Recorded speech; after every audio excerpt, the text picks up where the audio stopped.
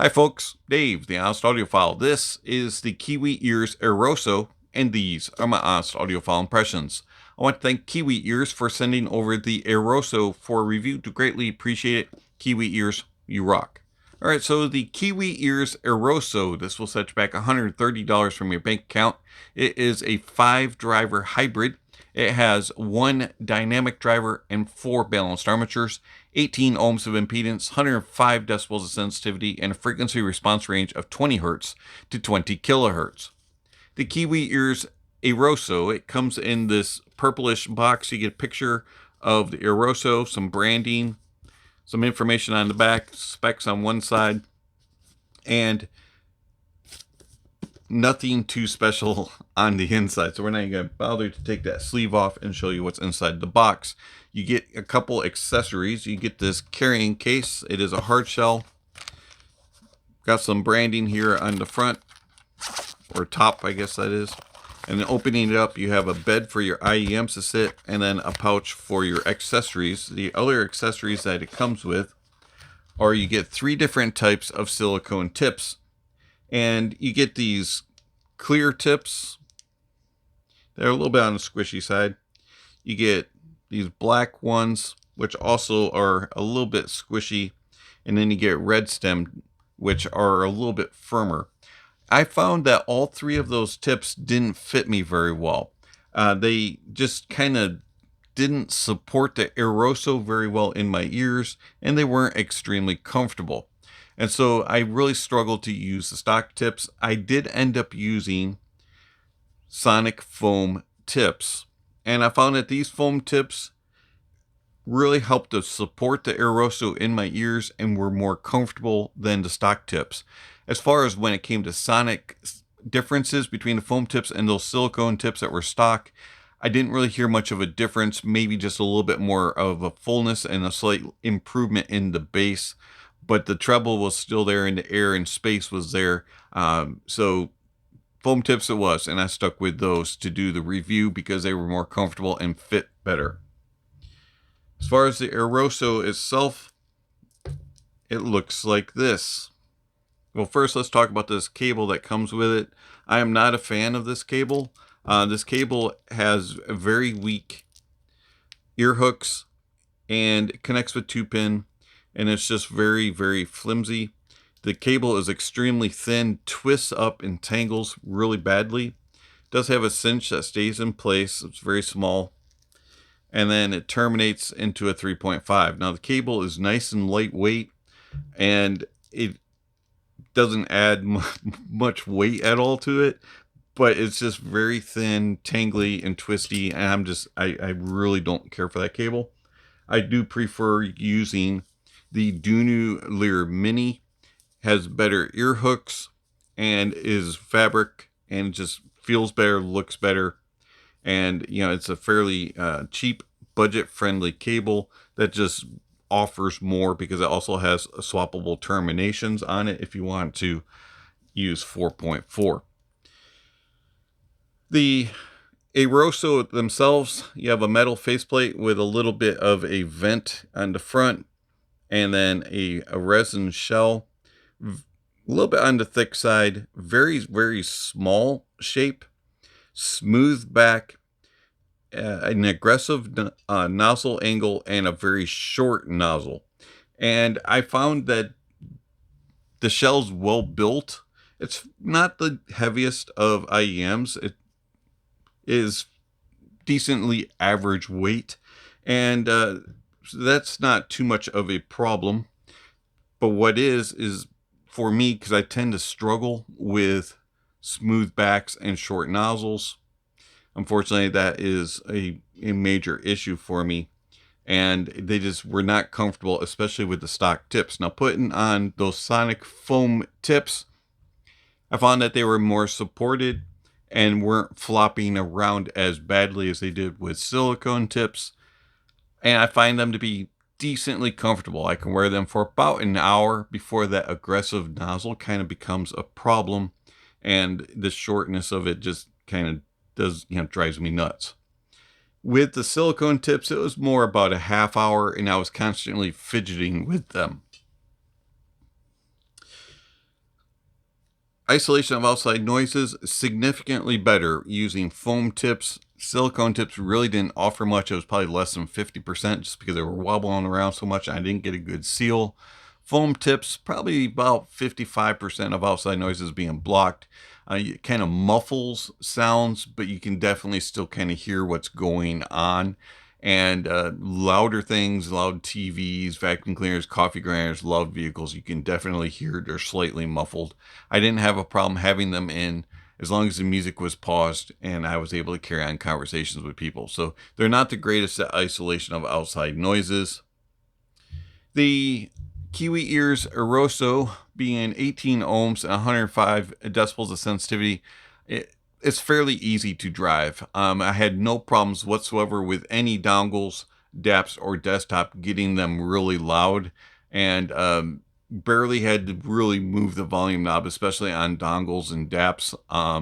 It was extremely easy to get them loud, and so they're not very picky in that regard and don't take a lot of oomph to drive them.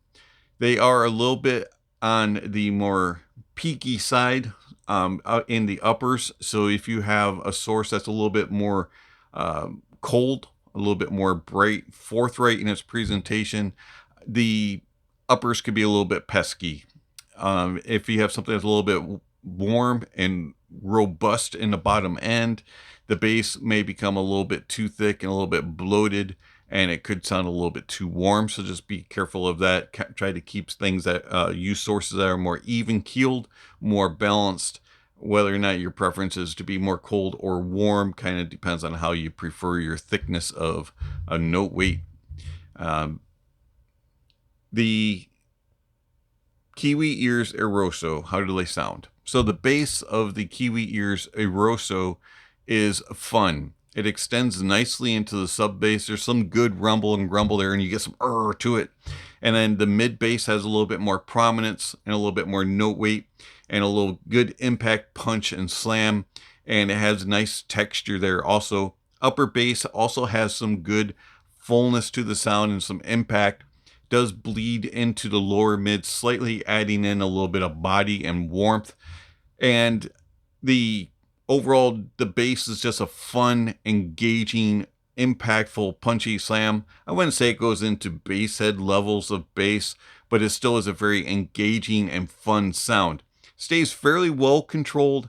Getting slightly confused on more busy bass heavy tracks, and depending on your source, it could also get a little bogged down and sluggish sounding. But for the most part, the bass is pretty well controlled. As far as tonality goes, it's very nicely done with tone and timbre. It sounds very natural and accurate. Going into the mids have a nice warmth to them. There's a good note weight to the tone, and overall it sounds natural and accurate sounding. It does have a bit of a brightness to it when you get into the upper mids, and it can become a little bit peaky. At times it can sound a little too forward and a little too aggressive, and it kind of walks that line of being too much and just enough. Depending on your source, it can come across as being a little bit more and a little bit more forthright. But I wouldn't say that it's super aggressive sounding, but it does have a tendency to possibly go that way depending on the source that you use. Tonality wise is good with tone and timbre. There's nice note weight throughout. The lower section has a little bit of robustness to it and a little bit more warmth. And then the uppers have a little bit more sparkle and energy. The space and clarity throughout the mids also is very nice, and it separates out in each individual instrument and vocalist, and you can pick apart the mids and follow things through as they play.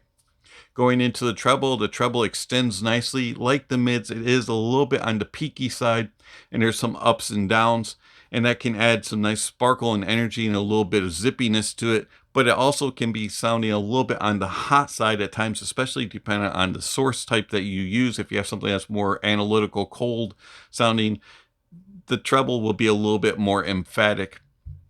Just like the mids, though, it doesn't really get aggressive. It just has those moments and can kind of be borderline too much for some and maybe beyond the cusp for others. Tonality wise is good. There's nice tonality, a good note weight throughout in the treble, and there's enough air and space to keep things separated and moving along, and good energy. The Airoso has a very nice soundstage. I was rather surprised for an IEM, especially in this price point, of how wide it sounds. It sounds very nice and open, and there's good air and space, and it does a good job of portraying differences in venue sizes: small, medium, large. You even get some of that grand size. It does open up very nicely, and it does a good job of telling you what the different sizes of venues are. So if you're shuffling through your tracks and you go from a big orchestral piece to something more intimate, you can definitely hear the differences in sizes. Also does a good job with tracking across the stage. Things move across the stage. It's not the most precise and accurate, but it is it's in this neighborhood, and it's a really small neighborhood, and you can hone in on it and follow it across. There's no stutters or stumbles or anything of that sort. Everything moves across very smoothly. Depth is pretty good. It's not the deepest in staging depth. It does get a little bit muddled and confused on busier, heavy hitting, bassy tracks at times, but for the most part, it has a good enough amount of depth and layering, keeping things separated and giving it its own little space on the stage. Detail retrieval is pretty good for a $130 IEM. You're not really going to have a record setter here with the Airoso, but it does a good enough job giving you all the information that you need. I've never found myself going, where's the detail? But I didn't really ever find myself either saying, oh wow, listen, I've never heard that before, or I don't normally hear that at this price point. So it's kind of average, but it's good enough. Resolution is good as well. I was actually quite impressed at the resolution capabilities, except for that little bit of niggles that we have in the bass when it comes to bass heavy tracks. The resolution of the details is quite good. Everything's defined, refined, and focused. And then tone and timbre is quite well as well. I found that the everything sounds natural and accurate as you go through the octaves with various instruments. Everything sounds proper and true, and it reproduces things very well. And you can determine what type of instruments things are, whether or not they're in the same family. If you're going through a different woodwinds, is it oboe? Is it a flute? Is it a clarinet? Things like that. You can definitely tell differences. Same things with strings, brass instruments. You can tell differences. Trombones, trumpets, things like that.